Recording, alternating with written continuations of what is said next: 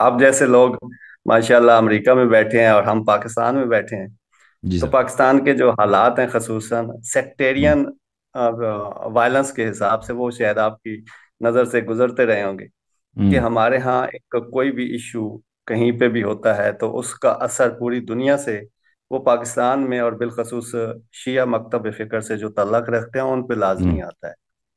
تو صحیح۔ ہمارے یہاں ہزارہ کمیونٹی ہے، ان کی گینوسائڈ رہی ہے، ان کی ٹارگٹ کلنگ رہی ہے۔ دنیا ہوں کے کسی کونے بھی کوئی بھی شیعہ کے حوالے سے کوئی ایکٹیویٹی ہوتی ہے تو اس کا اثر پاکستان میں لازمی آتا ہے۔ تو فرقہ واریت کا حساب یہ ہے کہ ڈاکٹر مارے گئے، وکیل مارے گئے، ہوں اور ہمارے ہاں پروفیشنل جتنے ہیں بزنس مین مارے گئے، اور بالخصوص ہزارہ کمیونٹی کے لوگ مارے گئے۔ تو ہوں اس کی بنیادی وجوہات میں جو سمجھتا ہوں کہ ہوں وہ ہمارے ہاں میں بڑے ادب کے ساتھ عرض کروں گا کہ کچھ ایسے اشتعال انگیز موضوعات ہیں جو ان فرقہ واریت، بے شک کہ اس کی بنیادیں تو بہت پرانی ہیں، لیکن یہ اشتعال جو ہے، کیا نہیں سمجھتے کہ اس طرح کے جو اشتعال انگیز موضوعات ہیں وہ ہمارے ملک میں صرف آپ او سے بھائی، آپ تو سمجھدار آدمی ہیں، آپ تو تعلیم یافتہ آدمی ہیں، ایجوکیٹڈ آدمی ہیں، آپ ایسی باتیں کیوں کرتے ہیں؟ آپ کو تو پتہ ہونا نہیں، چاہیے، آپ پاکستان ملک میں رہتے ہیں، جس ملک میں ہم آشیوں کے لیے جہنم بنا ہوا ہے پچھلے 40 سال سے۔ جانا بالکل قتل عام ہو رہا ہے پاکستان شیوں میں، ٹھیک ہے، شیوں کا۔ یہ کیوں ہو رہا ہے؟ آپ سمجھتے ہیں ذاکرین کی خطابت کی وجہ سے ہو رہا ہے یہ؟ نہیں نہیں نہیں نہیں نہیں، میں دوسری کیوں طرف ہو جا رہا رہا ہوں میں۔ ہے؟ وجہ کیا ہے؟ اس کی اصل وجوہات جو ہے نا، یہ ظاہر ہے ہوں ایسے جو ہمارے ہاں چونکہ پاکستان میں ایک باقاعدہ مخصوص ٹارگٹ کلنگ، مطلب مخصوص طریقہ کار سے ٹارگٹ کلنگ کی جاتی ہے۔ ہوں ابھی جس ہوں طرح کے یہ موضوعات ہیں ہم ڈسکس کرتے ہیں اوپنلی، اور ہم پاکستان میں تو اس موضوع پہ بات کر ہی نہیں سکتے، مطلب کسی بھی ہوں حوالے سے، ایون امیر شام کا ہم نام لے کے بھی ہم اس پہ بات نہیں کر سکتے، اور اگر کریں گے تو کب سے ایسا ہمیں ہوا ہے؟ قانونی کب سے ایسا ہوا ہے؟ کب سے ایسا ہوا؟ یہ آئی تھنک کہ جب ضیاء الحق کے بعد جو ہوں ایک فرقہ واریت کا جو کیوں ایک ایسا ہوا ہے؟ لہر، پتہ ہے کیوں ایسا ہاں ہوا ہے؟ اس کا کیوں؟ نہیں، ظاہر ہے اس نے ایک پراکسیز پالی، جیسے سعودی ہوں پراکسیز ہیں، انہوں نے پاکستان ہوں میں ایران کو کاؤنٹر کرنے کے لیے یا دوسری، مطلب میں کوئی ایران کا کسی بھی حوالے سے کوئی اس طرح کا کوئی وہ نہیں ہوں ان کا کوئی کسی بھی حوالے سے، لیکن میں ایسے ہی سمجھتا ہوں کہ ظاہر سعودی عرب اور ان کی پراکسیز اور پاکستان اس کا جو ہے ایک ہوں بیٹل فیلڈ بنا رہا ہے۔ تو پاکستان میں جو خصوصاً جو وہ مارے جاتے ہیں، پروفیشنل مارے جاتے ہیں، ڈاکٹر مارے جاتے، ڈاکٹر علی رضا شاید آپ جانتے ہو امریکہ سے آئے تھے پاکستان میں، اور ان کا آئی اسپیشلسٹ ورلڈ اچھا، وائڈ ان کی کب قتل ریکگنائزیشن ہوا ان تھی۔ کا؟ یہ قتل ہوئے تھے 2009، 8-9 ہوں میں۔ تو بیٹے ٹھیک، سمیت بیٹا، اور وہ کچھ ویک ایک اچھا، ہفتے کے لیے آئے تھے تو اللہ رحمت کرے۔ بیٹے سمیت ان کو قتل کر دیے۔ تو بہرحال اسی ہوں طرح کے کئی واقعات ہیں، پروفیسر مارے جاتے ہیں خصوصاً جو شیعہ مکتب فکر سے۔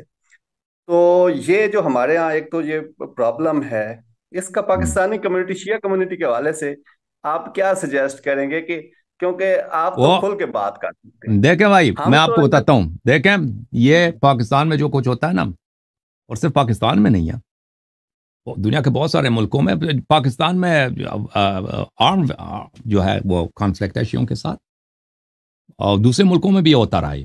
ابھی میں اس کی مثال دے دیتا ہوں آپ کو۔ میں میں نے اس کے متعلق بہت بات کی ہے، اور اس کا ذمہ دار کون ہے، اس کی اصل وجوہات کیا ہیں، دیکھیں، اس کا پاکستان میں 80s سے پہلے ایسا کوئی ایسی بات نہیں تھی، حالانکہ پاکستان میں شیعوں کا جو کلچر ہے خطابت کا، بات کرنے کا، وہ بہت کھلا تھا 80s سے پہلے۔ ہاں، اس سے زیادہ کھلا ہاں تھا بالکل۔ بہت کھلا تھا، مناظرے ہوتے تھے، لوگ کتابیں لکھتے تھے، کتابیں چھپتے تھے، یعنی جلسے جلوس ہوتے تھے، وہ ذاکرین حضرات جو ہے وہ اپنے مجالس میں جو کہنا مرضی ہوتا تھا کہتے تھے، کچھ نہیں ہوتا تھا۔ 80s کے بعد یہ سلسلہ شروع ہوا ہے کہ پاکستان میں شیعوں کو قتل کیا جاتا ہے، اور ایسے پاکستان کے اندر ایسے گروہ بنائے گئے، جیسے سپاہ صحابہ ہے، اس کے بعد لشکر جنگی ہے، وہ اب انہوں نے کئی بار نام بدل دیا، اپنے مختلف روپ میں آ جاتے ہیں شیعوں کو قتل کرنے کے لیے۔ وہ آرمڈ گروپس ہیں، جو ان کی ٹریننگ ہوتی ہے عسکری فنون میں، اور وہ ان کا آئیڈیالوجی ہے، ان کے فنڈنگ ہے، وہ شیعوں کو قتل کرتے ہیں۔ یہ ایسا کیوں شروع ہوا ہے میرے بھائی؟ دیکھیں، آج سے 120 سال پہلے ایک بہت بڑے شیعہ عالم تھے، ان کا نام تھا سید شیخ محمد کاظم خراسانی. یہ عالمی جنگ کے پہلی عالمی جنگ کے زمانے کی بات ہے. اس زمانے میں ایران میں قاجار خاندان کی بادشاہت تھی، اور قاجار بادشاہت بہت کمزور ہو چکی تھی ایران میں، اور ایران کے بعض علاقوں پہ روس نے حملہ قبضہ کیا تھا. کیونکہ ایران تو پہلے بہت بڑا ملک تھا، روس نے بہت سارے علاقے ایران کی چھین لیے تھے. تو ان کے بہت سارے شاگرد تھے، وہ بہت بڑے مرجع تھے، محمد کاظم خراسانی رحمۃ اللہ علیہ. ان کے ایک شاگردوں میں سے محمد حسین نائینی تھے، اور وہ بھی بعد میں بہت بڑے مرجع بنے. تو ان کی اس زمانے میں جو ایران میں بہت ساری سیاسی تحریکیں چل رہی تھیں، اور ایک تحریک جو تھا وہ کانسٹیٹیوشنلزم کا تھا، کہ ہم جو ہے بادشاہت کو، جیسے انگلینڈ میں بادشاہت کانسٹیٹیوشنل ہے، بادشاہ کے ہاتھ میں اختیارات نہیں ہے، اختیارات کس کے ہاتھ میں؟ پارلیمنٹ کے ہاتھ میں. تو اس زمانے میں کیونکہ ایران میں بہت سارے 1800s کے اواخر میں، 1860s 1870s 1880s میں ایران سے بہت سارے لوگ جاتے تھے مغرب میں تعلیم حاصل کرنے کے لیے، نوجوان. تو وہاں سے جا کے کوئی انجینئر بنتا ہے، کوئی ڈاکٹر بنتا ہے، کوئی کچھ. تو وہاں سے خیالات لے کے آتے تھے ڈیموکریسی کے. تو اس زمانے میں ایران میں یہ تحریکیں چل رہی تھیں بہت ساری، کہ ہم ایران میں کیونکہ بادشاہ بہت بیکار بادشاہ تھے، نالائق بادشاہ تھے. ان کو صرف ہر بادشاہ کے مطلب حرم ہے، اس میں 200 عورتیں، 300 شادیاں اس نے کیا. تو ان کے علاوہ ان کے بادشاہوں کا کوئی کام ہی نہیں تھا، یعنی ملک کی خدمت نہیں کرتے تھے بادشاہ. تو یہ حضرات چاہتے تھے کہ کیا کیا جائے، کانسٹیٹیوشن بنایا جائے کہ بادشاہ کے ہاتھ میں طاقت نہ ہو. اور آہن محمد کاظم خراسانی بھی اسی حق میں تھے. وہ بھی چاہتے تھے کہ بادشاہ کے ہاتھ میں نہ ہو، قوم کے ہاتھ میں. تو اس زمانے میں کیونکہ ایران میں افراتفری تھی، اور یہ مرجع جو تھا نا، جیسے ابھی سیستانی صاحب ہیں، بہت طاقتور مرجع نا، اس زمانے میں وہ تھے. وہ سیستانی کے مقابلے میں وہ بہت زیادہ پاورفل تھے. سیستانی کے اتنا طاقت نہیں ہے جس کا محمد کاظم خراسانی کا تھا. تو اس کے یہ جو بہت معروف شاگرد ہیں محمد حسین نائینی نے، وہ یہ ان کے ایک میٹنگ ہے، یہ میٹنگ کو اس کے شاگرد آغا بزرگ تہرانی نے لکھا ہے. ان کے 15-16 دن ان کے آپس میں میٹنگ ہوتے رہے، آخوند اور اس کے شاگردوں کے. اس میں گفتگو رہی کہ ہم کیا کریں. ابھی جو موجودہ حالات ہے ایران میں، آدھا ایران پہ روس نے قبضہ کیا ہے، بادشاہ جو ہے بیکار ہے، بہت سارے لوگ سیکولر ہیں، وہ ایران کو سیکولر بنانا چاہتے ہیں. تو اس میں محمد حسین نائینی رحمۃ اللہ علیہ کا نظریہ یہ تھا کہ آخوند آپ آ جائیں، ایران میں چلتے ہیں. آپ حکومت کو کوئی روکنے والا آپ کا نہیں ہے، کوئی آپ کو روک ہی نہیں سکتا. آپ کا اتنا سب لوگ آپ کو چاہتے ہیں، آپ ایک اسلامی حکومت بنا دیں. اور اس کے اتنے فائدے، اس نے بہت سارے فوائد گنے تھے نائینی صاحب نے. تو نائینی صاحب نے اپنے دلائل دے دیے، اور آغا بزرگ تہرانی لکھتے ہیں کہ جب نائینی صاحب اپنے دلائل دے رہے تھے تو ایسا لگ رہا تھا کہ ان دلائل کو کوئی رد نہیں کر سکتا، کہ اتنے فائدے ہوں گے، ہم حکومت اسلامی بنائیں گے.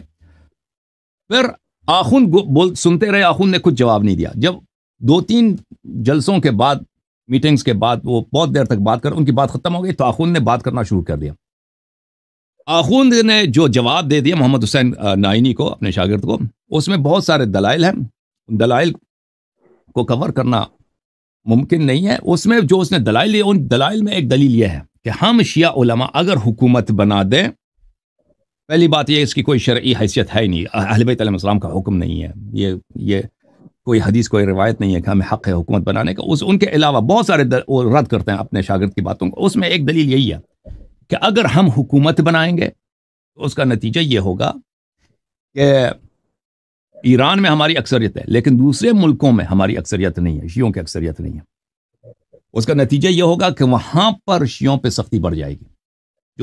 جو دوسرے ملکوں میں غیر ایران میں لوگ رہتے ہیں نا، ان پہ شیعوں کی اکثریت بڑھ جائے، اور وہ وہاں پہ پھنس جائیں گے، اور ان پہ ظلم ہونا شروع ہو گیا. اور پھر ایک اور بھی بات ہے، انہوں نے کہا تھا، اور دیکھیں ابھی فی الحال جو ہیں جب مخالفین کے، یعنی اہل سنت کے، ان کے پاس کوئی اسلامی حکومت نہیں ہے، لیکن اگر ہم اسلامی حکومت بنا دیں تو وہ بھی اس مسئلے کو پش کریں گے.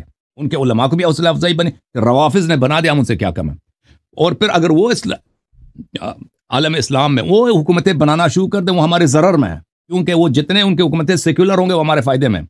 اگر وہ ان کے مولوی حکومت بنا دیں، اسلامی حکومت بنا دیں، تو ان کے پاس شیعہ دشمنی کے علاوہ کچھ بھی نہیں. اچھا، یہ دلائل میں نے بہت مختصر بتا دیے، ان کے دلائل بہت زیادہ ہے. آخوند محمد خراسانی. جی سر.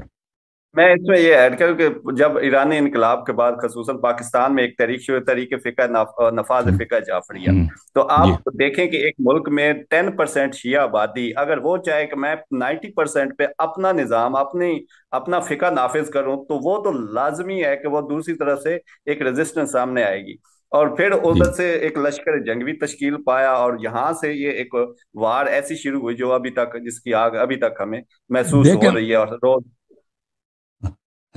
دیکھیں میں آپ کی تو خدمت میں یہ عرض میں کروں، سمجھتا ہوں کہ جب اس تک میں ایران ایران نے میں جو بجایا تو فقیر کا کلچر اور یہ اس طرح کی چیزیں جب پاکستان پہ نافذ کرنے کی کوشش کی جاتی ہے، ادھر سے سعودی فنڈ کرتا ہے، ادھر سے ایران بیک کرتا ہے اس طرح کے جو اپنے ایجنڈے، تو ظاہر ہے پاکستان ایک بیٹل فیلڈ بنا ہوا ہے، اور سیکٹیرین وائلنس کا بنیاد ہے پاکستان میں، خصوصاً بہت زیادہ اشتعال ہے اس حوالے سے. دیکھیں جب ایران کی حکومت آئی ہے، ٹھیک ہے نا، خمینی صاحب، اس کے پیچھے اس کے